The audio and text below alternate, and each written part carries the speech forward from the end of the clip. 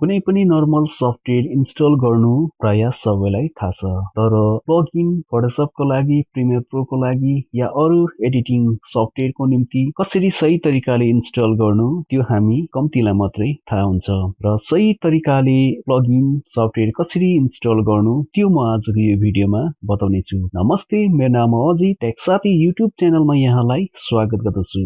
आजको यो भिडियो आउनुहोस् अब म सुरु गर्नेछु। यो रेड बटनमा क्लिक गरेर सब्स्क्राइब गर्नुहोस् टेक साथी युट्युब च्यानललाई, अनि यसको छेउमा भएको बेल आइकनलाई पनि दबाउनुहोस् ताकि लेटेस्ट अपडेट भिडियोजहरुको जानकारी पाइरहनको निम्ति। र यो एउटा कलर एफेक्ट्स प्रो, यो एउटा प्लगइन सफ्टवेयर जुन यो एउटा फोटोसपको निम्ति म इन्स्टल गरेर देखाउने छु। र यो रहेको छ मेरो प्लगइन सफ्टवेयर, र यसलाई नर्मल सफ्टवेयरको जस्तै यसलाई डबल क्लिक गरेर खोल्नुहोस्।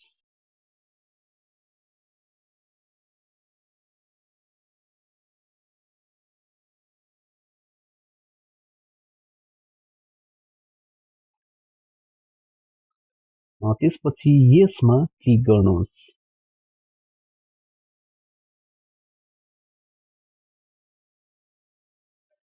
त्यसपछि यहाँ डाउन एरोमा क्लिक गर्नुहोस् र यहाँबाट आफूले चाहेको जस्तो ल्याङ्ग्वेजलाई सेलेक्ट गर्नु सक्नुहुन्छ। र म बाइ डिफल्ट रहन दिनेछु। र त्यसपछि ओकेमा क्लिक गर्नुहोस्। ओके, त्यसपछि नेक्स्टमा क्लिक गर्नुहोस्। त्यसपछि यहाँनिर युजर लाइसेन्सको विषयमा यहाँनिर डिटेल्समा छ र यो पढ्न सक्नुहुन्छ। र मैले यसलाई अघिबाटै पढिसकेको छु, त्यसैले म आई एग्रीमा क्लिक गर्नेछु। ओके, त्यसपछि जब यो स्टेपमा आइपुग्नुहुन्छ तब यहाँनिर एकदमै ध्यान दिनुपर्ने हुन्छ। र डेस्टिनेसन फोल्डर रहेको छ र यहाँनिर ब्राउज गर्नुहोस्। ओके, त्यसपछि दिस पिसी यहाँनिर यो एरोमा क्लिक गर्नुहोस्। ओके, त्यसपछि लोकल ड्राइभ सी को यो एरोमा क्लिक गर्नुहोस्।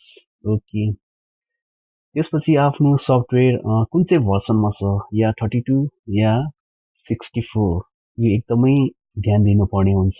र यदि 64 को निम्ति इन्स्टल गर्न गइरहनु भएको छ भने प्रोग्राम फाइल्समा जानुपर्ने हुन्छ। र मलाई अघिबाटै थाहा छ र मेरो फोटोसप 32 बिटको हो, र त्यसैले म यहाँनिर है यो अप्सनमा म जानेछु।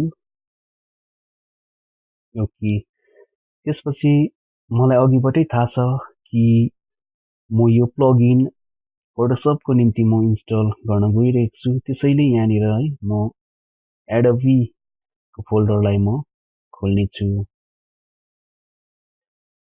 त्यसपछि रहेको छ र फोटोसप, एडोबी फोटोसप CS3 को निम्ति म इन्स्टल गर्न गइरहेको छु, त्यसैले म यो फोल्डरलाई खोल्नेछु। ओके, मैले खोलिसकेको छु। र त्यसपछि यहाँबाट प्लगइन जुन चाहिँ यो फोल्डर छ र यसलाई सेलेक्ट गर्नेछु, र मैले सेलेक्ट गरिसकेको छु। र यसरी नै यदि तपाईँ प्रिमियर प्रोको निम्ति है इन्स्टल गर्नु गइरहनु भएको छ भने त्यसरी नै प्रिमियर प्रो गरेर सेलेक्ट गर्नुपर्ने हुन्छ। प्रिमियर प्रोलाई सेलेक्ट गरेर प्लगइन फोल्डरलाई सेलेक्ट गर्नुपर्ने हुन्छ। र मैले यहाँनिर प्लगइन्सलाई सेलेक्ट गरिसकेको छु। र त्यसपछि ओकेमा क्लिक गर्नुहोस्। त्यसपछि नेक्स्टमा क्लिक गर्नुहोस्। ओके, त्यसपछि इन्स्टलमा क्लिक गर्नुहोस्। ओके, केही क्षण वेट गर्नुपर्ने हुन्छ र यहाँ इन्स्टल भइरहेको छ। ओके, त्यसपछि यसलाई अनचेक गर्नुहोस्। त्यसपछि फिनिस्डमा क्लिक गरेर फिनिस्ड गरिदिनुहोस्।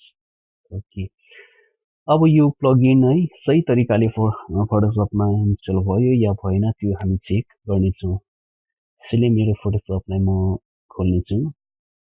र यो प्लगइन फोटोसपको कुनै पनि भर्सनमा इन्स्टल गर्न सक्नुहुन्छ। र यो डायलग बक्सलाई म क्लोज गरिदिनेछु।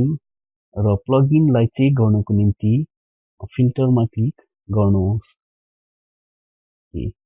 त्यसपछि यहाँनिर नाइक सफ्टवेयर आएको छ, यसको मतलब सही तरिकाले प्लगइन इन्स्टल भएको छ। र यो प्लगइनले काम गर्छ गर्दैन त्यो पनि हामी चेक गर्नेछौँ। त्यसको निम्ति फाइल र एउटा म फोटो इमेज यहाँनिर म ल्याउने छु र यो मेरो साथीको इमेज हो र म यो इमेजलाई खोल्नेछु। ओके, यो अब है फोटोमा म इफेक्ट एप्लाई गरेर म देखाउने छु र फिल्टर, त्यसपछि नाइक, त्यसपछि कलर एफएक्स प्रो 4 र म डेमोमा युज गर्नेछु डेमो। ओके, यो रहेछ, यो एकदमै राम्रो यो प्लगइन रहेछ।